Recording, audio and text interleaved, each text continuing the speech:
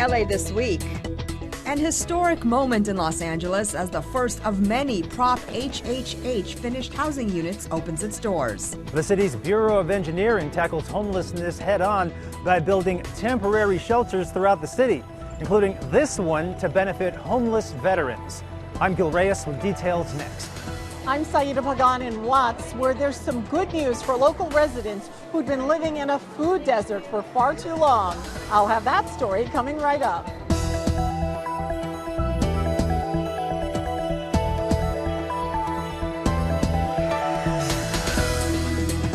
Hey everyone, I'm Yana Kay. Here's what's happening in LA this week. The city's first permanent supportive housing project funded by Proposition HHH has opened at 88th Street and Vermont Avenue, nearly 3 years after the first housing bonds were issued. For many people, this is a true blessing. Just the way that, my kids look and the excitement in their faces to not have to sleep in the truck no more, priceless.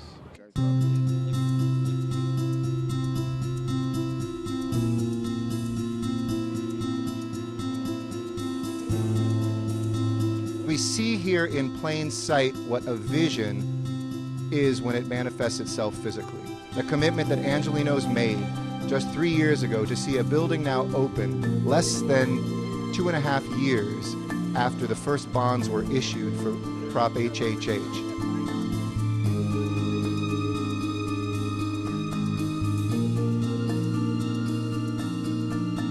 This is a huge job that is before each and every one of us.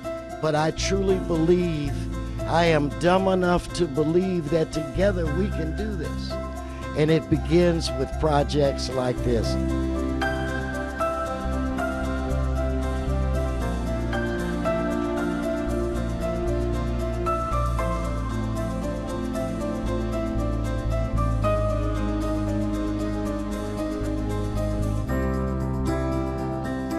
We wouldn't be here, and this wouldn't be possible without the people that helped us. They've done a great deal to get us where we're at, and I'm happy, and I'm glad that God put them in our life. We have 149 permanent supportive housing projects funded and under construction as we speak, which will manifest some 11,500 bedrooms of housing that both will keep people out of homelessness and bring them out of homelessness.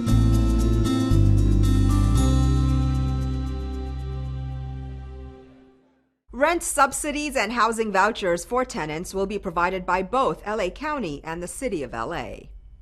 On the west side, even more housing is going up. This one is a bridge home site for veterans on the VA campus in Brentwood. Gil Reyes gives us an update on construction.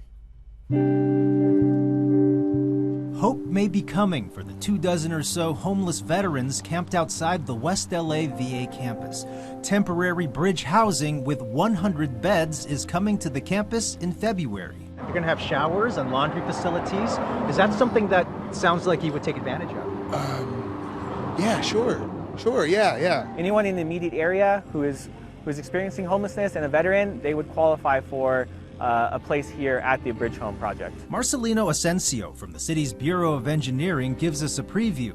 2 main structures are coming, each one with 50 beds and supportive services. Right now we're inside one of the sprung structures. We're standing right in the middle of the lounge area. Behind me you can see some of the walls that are going up for some of the case manager offices. We'll also have some areas where we'll have some storage, and inside the facility here, on the exterior, you'll see that's where eventually the furniture will be installed for all the beds. This is the first step into getting that permanent housing. So this is an opportunity to provide some stability in someone's life so they can transition to something a little bit more permanent. It needs to be a place that is inviting for them because many are concerned about coming into housing. So this interim housing needs to be welcoming. City engineer Gary Lee Moore says months of environmental approvals and care goes into building just one shelter. The Bureau of Engineering is building several of them under Mayor Garcetti's Bridge Home plan. With frustration mounting over these facilities not being built fast enough, 2020 could be the year that LA finally puts a real dent on homelessness. permanent supportive housing projects funded by Triple H dollars are now finally starting to open, and the Bureau of Engineering hopes to open more of these temporary shelters through June. 5 are in construction that'll be finished in February. We'll start another 5 in February, and 2 are in design, and our goal is to finish all of these by June of 2020. So, and that'll result in almost 1,400 beds, so 1,400 people off the street. Hopefully more as residents move on to permanent housing to make room for new shelter residents in an ongoing cycle. Yes, LA is building. Let's just hope it can build faster than people fall into homelessness. Mom always said, eat your veggies, and now residents in Watts don't have to go very far to get them. The area has been considered a food desert for decades, but as Cita Pagan tells us, that's now a thing of the past. 3, 2, 1, Cheers went up as the ribbon was cut, marking the return of a Smart & Final supermarket in the Watts area. Inside, hundreds of eager shoppers turned out on opening day, filling the aisles and the checkout lines. They were excited to finally find wholesome, fresh food without having to travel long distances. I'm feeling ecstatic and grateful for this momentous occasion. Watts is on the government's list of food deserts. That means residents have to travel more than a mile to go grocery shopping and often experience food insecurity. But after years of hard times, this underserved community is now benefiting from a massive revitalization program. LA City Council member Joe Buscaino was among those who made it happen. But if you go inside the Smart & Final today, you're going to see your neighbors working in there. You're going to see our Watts residents working. You're going to see residents from Jordan Downs working. This is what we're all about as a city. Community activists agree that this supermarket symbolizes more than just food. This Smart & Final brings hope. It brings jobs. It brings everything that Councilman said. The huge grocery warehouse got rave reviews from shoppers who like the high quality and competitive pricing. What's important to local residents is that this particular store has a wide variety of produce and all of the major brands. And it's great because I see everything and they have everything what I need. When I shop and I have to go to a different store. So and I think over here I'm going to find everything what I need. City leaders say the Smart & Final store is just the start. They have big plans for the Jordan Downs Plaza. New housing units are being built nearby, and before long, these residents may be shopping at a new Nike store and enjoying a cup of coffee at a Starbucks. Besides opening the new store, Smart & Final also donated $7,500 to local community groups. Boots on the ground. That's the latest effort by the 1st Council District to make the neighborhood safer. We were there as the area's first LAPD foot patrols hit the streets. The reason we're here today is to announce the beginning of a foot patrol, LAPD, that the council member was able to secure funds to have this patrol here on the North Figueroa corridor for the next 2.5 years. This was a project that was initiated by Councilman Cedillo. He approached us and asked us if we'd be interested in deploying officers on the Figueroa corridor on a foot beat. And of course we were extremely interested. The whole intent of this is just to go back to that old community policing where officers get to know the businesses. So the council member decided to want to seek funds, secure funds for this as a proactive, preventative measure to have police, or better to have them actually walking. And on the weekends where most of the issues happen, where there's more of the foot traffic.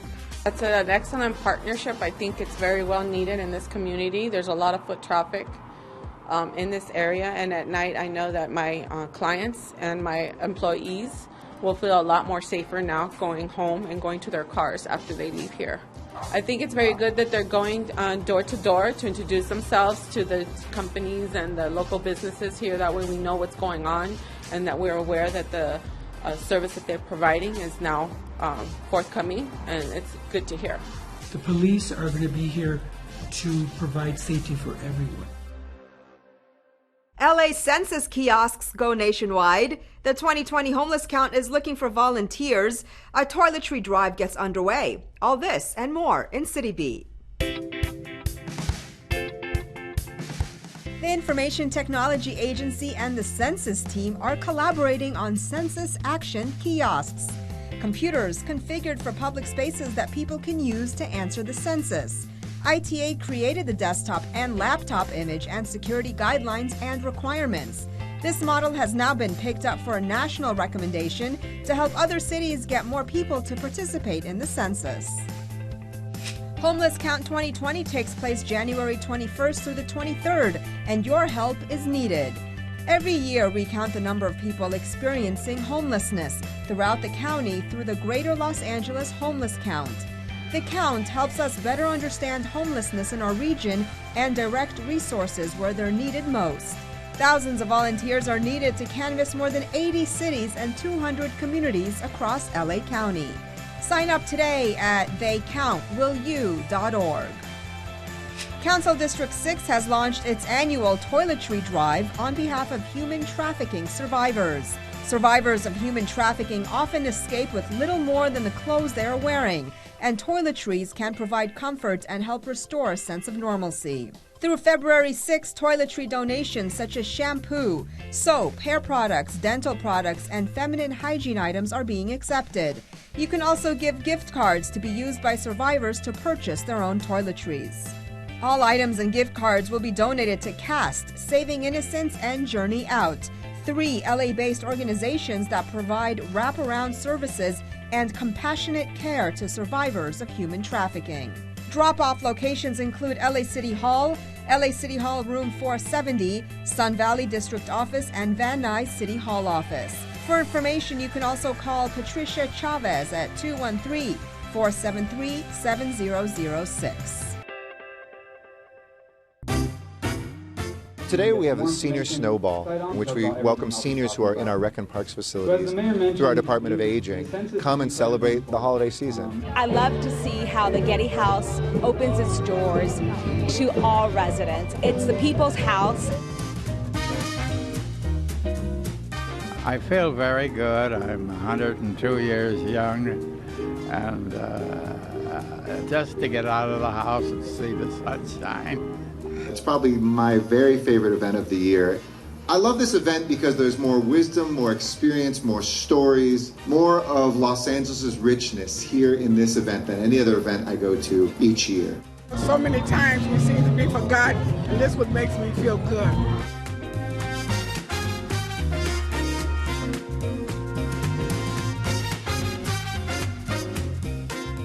I like to beat, but I can't move my feet. You dance harder than the young people when they come here. You know that these are the days to savor, to give back. It's also a chance not just for folks to see Getty House and to find each other, but to learn critical information. So today they're learning about the census and how we can make sure that all seniors are counted. Fill out the census this year, 2020. Go to census.gov or show up at a local library and we'll help you out. For many kids of immigrant parents, staying connected to their cultural roots can be tough. But there's one city library program that's using art to plant a seed for future generations.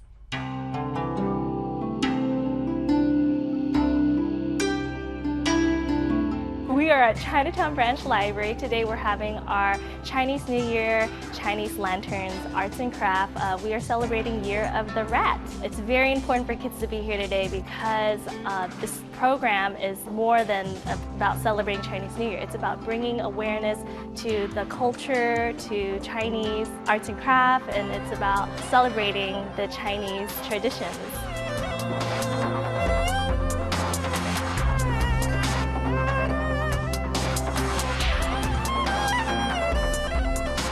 We want, children to understand where they're coming from, where their families are from, where they grew up, and, things that they may not learn here so much, like in school, they could learn here at the library.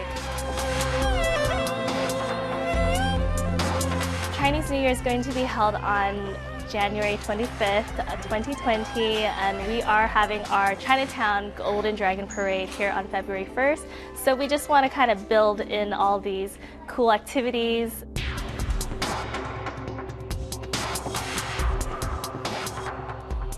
Chinese New Year was started about 3,500 to 3,800 years ago. So the legend was that in this village in China, there was a monster. As a Chinese, I always think that it's important to share my culture and heritage with other people, so that other people can also learn from our culture and heritage. And at the same time, I love to learn, from other people as well.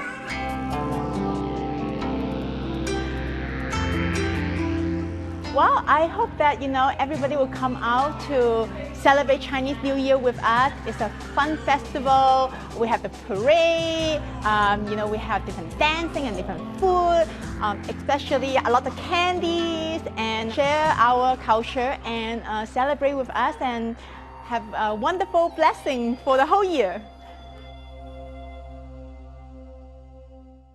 But wait, there's more. If you want to sharpen your street art skills, the library offers that too. Artist and East LA native Gajin Fujita recently held a hands-on workshop exploring techniques of spray painting, stenciling, and lettering.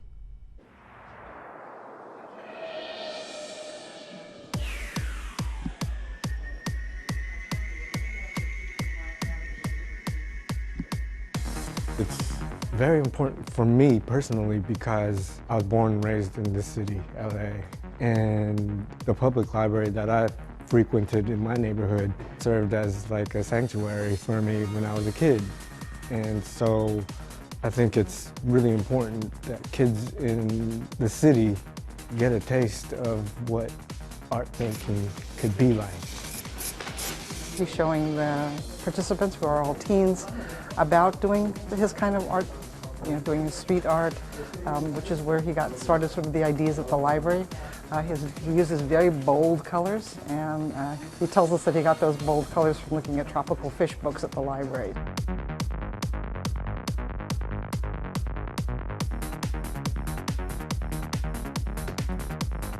For me, it's about trying to empower the youth of our city and strap them with, knowledge of art. We're more than just books and magazines and videos and DVDs. We're a cultural center.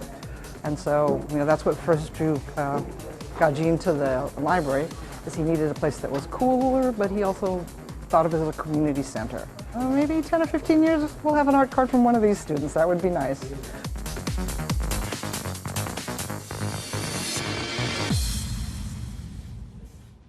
The library has lots of other great programs. To learn more, visit lapl.org/events.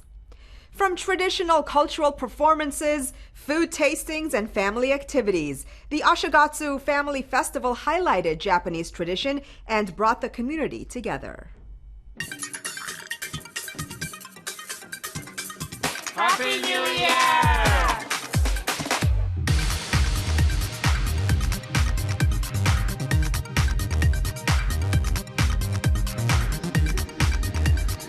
An opportunity for us to celebrate the new year, to ring in the new year, but also to give back to our community, our local community, as well as to our members, with an extraordinary day of high energy, cultural celebration, entertainment. We're so grateful that we have the opportunity to get a taste of the Japanese culture.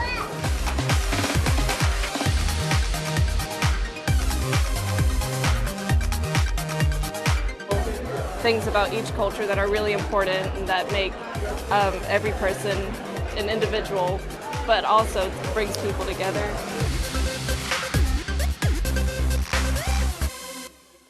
How fun was that? Well, for more events at the Japanese American National Museum, visit janm.org. Well, if you ask me what a fun night looks like, I'd say good food, good wine, and good friends. What could be better than that? Well, Union Station was the place to be for all those things. Yeah. 2020 Uncorked Wine Festival. Woo woo!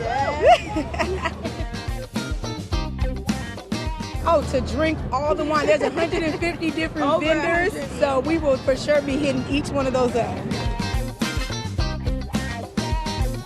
We have about 60 wineries from across the globe, gourmet food trucks, photo booth, live band, DJ, lots of fun stuff for people to come and enjoy with their friends.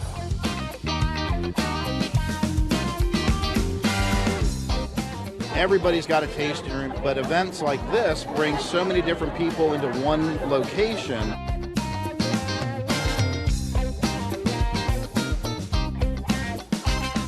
Really good wine, good friends, hopefully a little bit of trouble, just a little bit.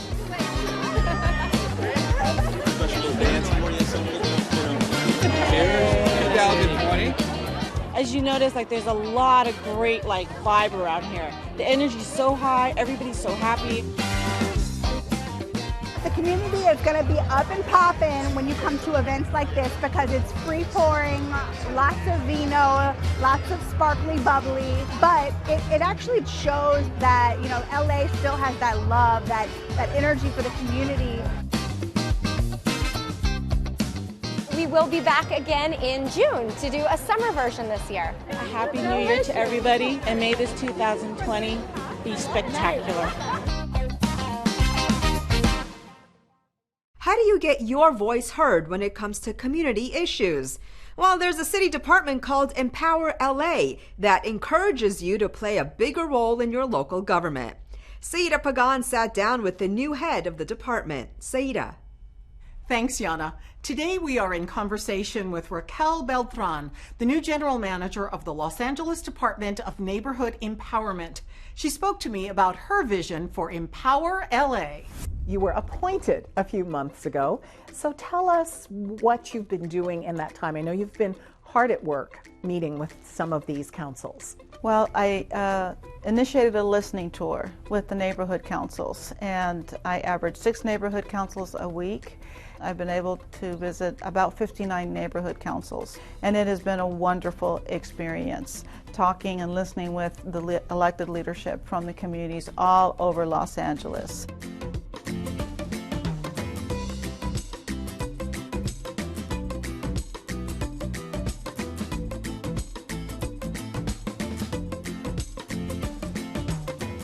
A lot of public officials have gotten their start with the neighborhood councils. Tell us how that's possible.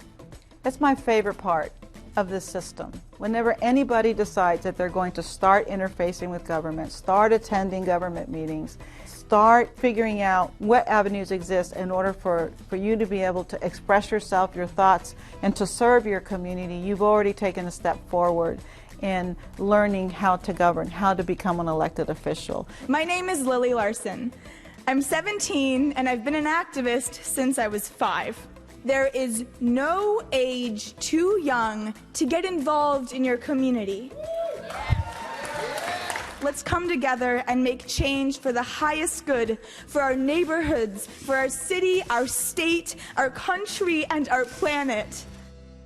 What I see happening rapidly is an increase in the number and the experience that young people are developing by being elected and appointed to serve on these neighborhood councils. The numbers are increasing all over the city. We're both running for positions in the city of Van Nuys, and we just want to get more information on how to start building our campaign and also getting information on how we can make our city better and what are specific roles that we can do to make our community a lot better. They are energetic. They're inspired by other young people around the world who are getting engaged for a variety of reasons in their communities and in global issues, and the neighborhood council system provides people that opportunity. Now, I'm sure there are people who are watching who would like to get involved, so give us some first steps. So I encourage people to start by just going to our website, empowerla.org, research which neighborhood council is near your home, attend those meetings. I always tell people, just go check it out, see what's happening, get on the list so that you can start receiving the agenda, so that you can become familiar with what they're discussing, start attending the meetings, And then when you feel comfortable, throw your hat in the ring, become a candidate. Ask the Neighborhood Empowerment Advocate to help you in that process, to help you learn more about it. They're available to give you that kind of support. Well, thank you so You're much welcome. for Thank you. empowering us by giving us this great information. It's my pleasure. Empower LA! Do your part to help beautify a local elementary, enjoy an evening benefiting Friends of the LA River, and take in a live outdoor music show. All this and things to do. Join Human Rights Campaign LA for their annual Day of Service. Volunteers are encouraged to spend a day being of service to Wallgrove Elementary School, doing campus beautification activities in honor of the service, work, and life of Dr. Martin Luther King Jr. The HCR MLK Day of Service happens Monday, January 20th from 9 a.m. to 4 p.m. For more info, look for their event on signup.com. Join the good folks at Mohawk Bend for Riverfest 2019, a very special event benefiting the Friends of the Los Angeles River. Sip on local brews while you chat with fellow Angelinos who are working towards urban river revitalization. Enjoy a river-themed playlist, raffle prizes, and more. The third annual Riverfest happens Saturday, January 18th, beginning at 12 noon. For more info, visit folar.org. Ease into your new year with an afternoon of outdoor music brought to you by So Far Los Angeles. This music collective puts together live, open-air shows featuring 3 different acts, curated to give audiences a diverse musical experience. Saturday, January 18th, we'll see the group Soulflow take center stage at a secret location. Soulflow at So Far Sounds begins at 3 p.m. For ticket information, visit sofarsounds.com. Would you like to learn how to master wig making in one day, even if you've never used a sewing machine? Well, Finga's Beauty Academy is going to unveil all the secrets to lace front and lace closure wig making in a hands-on 8-hour wig making class. If you're ready to take your skills to the next level or just try something new for 2020, reserve your spot today. The Finga's Beauty Academy hands-on wig-making class happens Sunday, January 19th, beginning at 9 a.m. For more, visit lacelock.net. For the 4th year, Lee's Market and the Brothers of Iota Zeta Lambda are pulling out all the stops for the MLK Day of Service. This local fraternity chapter will once again be passing out toys and providing meals in honor of Dr. King's birthday. Join the festivities Sunday, January 19th, beginning at 12 noon at Lee's Market Takeout. If you need more info, send an email to Lee's Market Catering at sbcglobal.net. And that's a look at some things to do.